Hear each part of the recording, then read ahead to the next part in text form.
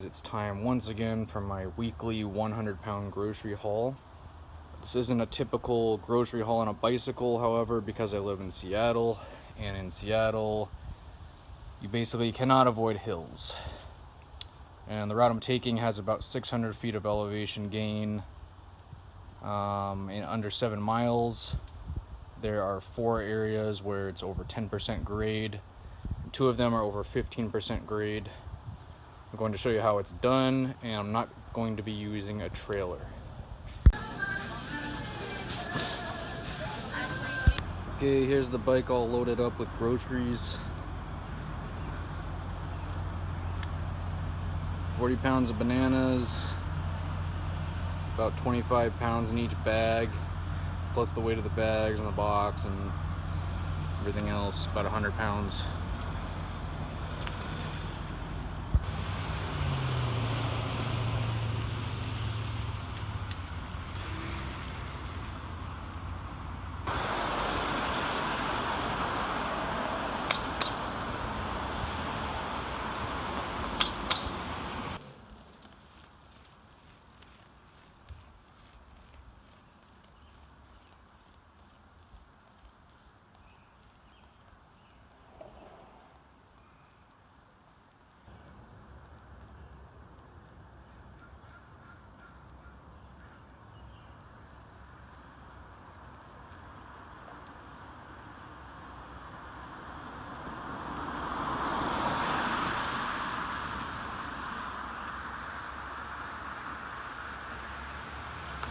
I just got home, took the load off the bike.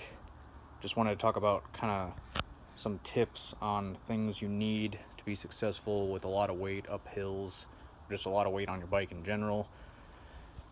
Most importantly, you need really strong wheels.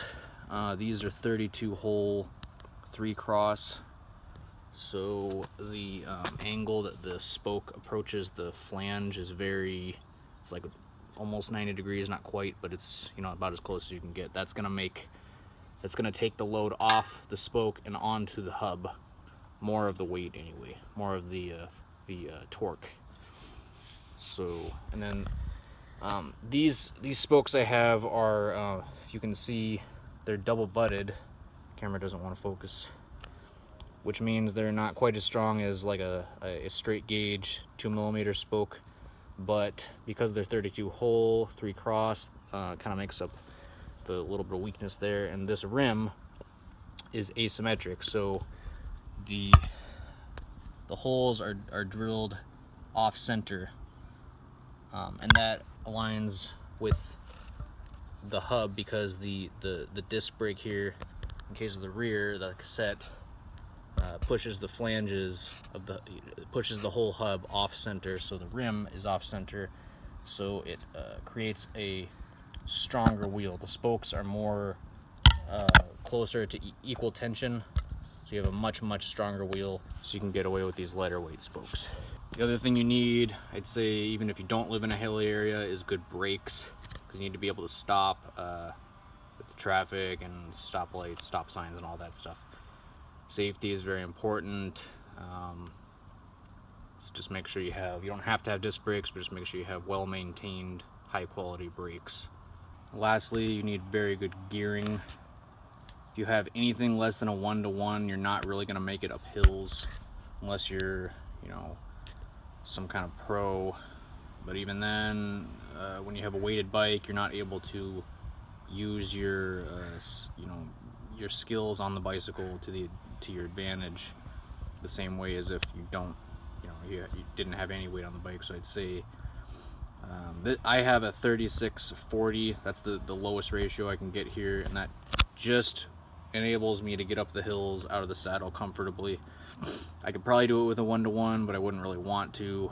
I used to have a bike with a 22/32, and I was able to get up the hills in the saddle with that ratio. So if you're interested in needing gearing to get up the hills with a loaded bike in the saddle, you'll probably need a 22/32 or smaller, or you'll need to be able to punch out 300 watts or more going up those hills, which you don't really want to have to worry about doing with a weighted bike. so I recommend nice, easy gearing. Makes the whole thing easier. You also need a very strong rack.